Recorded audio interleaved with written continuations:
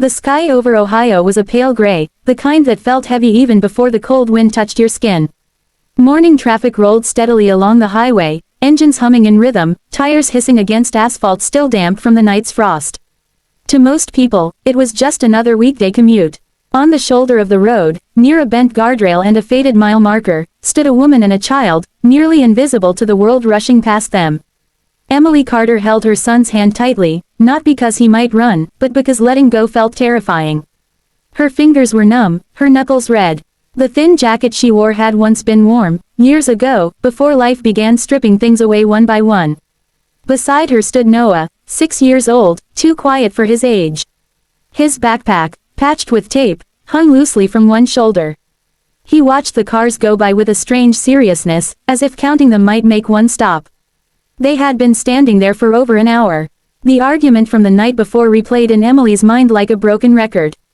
Her husband's voice, the anger, the promise, "I'll be back. Just cool off." Then the sound of the car disappearing into the dark. He never came back. Emily checked her phone again, dead. No money, no nearby houses, just road, wind, and shame creeping into her chest. She hated that feeling the most. Not hunger, not fear, shame had become a habit. A pickup truck slowed down.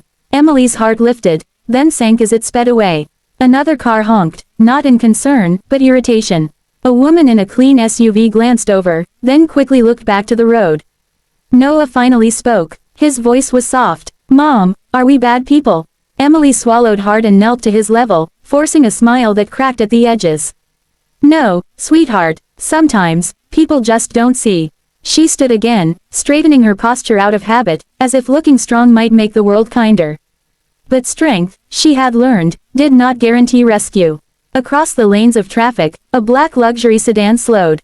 Inside sat Richard Hale, eyes fixed forward as always. 15 years of success had trained him well. Drive, plan, move on. Every morning was identical. Same road, same time, same thoughts. But something tugged at his attention. He saw the boy first. Not waving, not begging, just standing there, still, silent, small. Richard felt an unexpected tightness in his chest. His driver glanced in the mirror, unsure. "Sir." Richard hesitated. The old habit rose instantly. "Not my problem. Someone else will help." But another thought followed, quiet, persistent. "What if no one does?" "Stop the car," Richard said suddenly.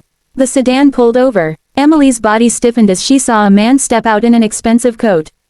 She instinctively pulled Noah closer, her heart pounding. Richard crossed the road, the cold biting his face. Up close, he saw the truth. Tired eyes, a frightened child, dignity barely holding together. "How long have you been standing here?"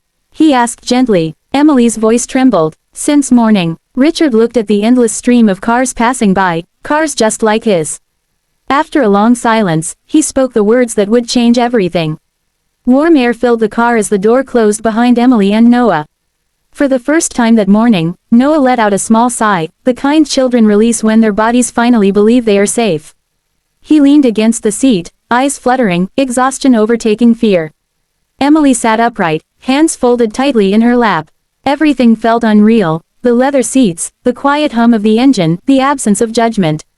She kept waiting for the moment when this kindness would disappear. Richard watched them through the rearview mirror. He noticed how Emily kept glancing at Noah, as if afraid he might vanish. He noticed the way she straightened her posture every time he spoke, the habit of someone who had learned to defend her dignity even when life stripped everything else away. They stopped at a small roadside cafe, the kind most people ignored. Richard held the door open himself. Emily hesitated. "You don't have to," she began. "I know," Richard said gently. "But I want to." Inside, the smell of coffee and warm bread filled the air. Noah's eyes widened as a plate of pancakes was set in front of him. He stared at it, then at his mother, asking permission without words. Emily nodded. Noah ate slowly at first, then faster, as if afraid the food might be taken away. Emily wrapped her hands around the coffee cup, warmth spreading into places that had been cold for a long time. Her eyes filled with tears she tried desperately to hide. "Why?" she finally asked, voice barely above a whisper. "Why stop for us?" Richard paused. The question hit deeper than he expected. "For years," he said, "I trained myself not to stop.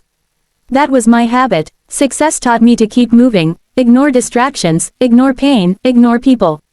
He looked out the window, watching other cars rush past.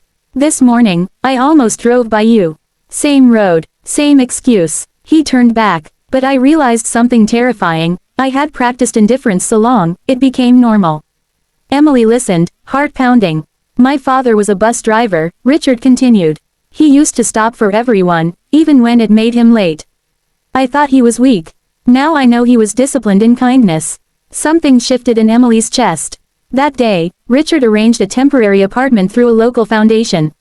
He made calls, not as a CEO, but as a human being.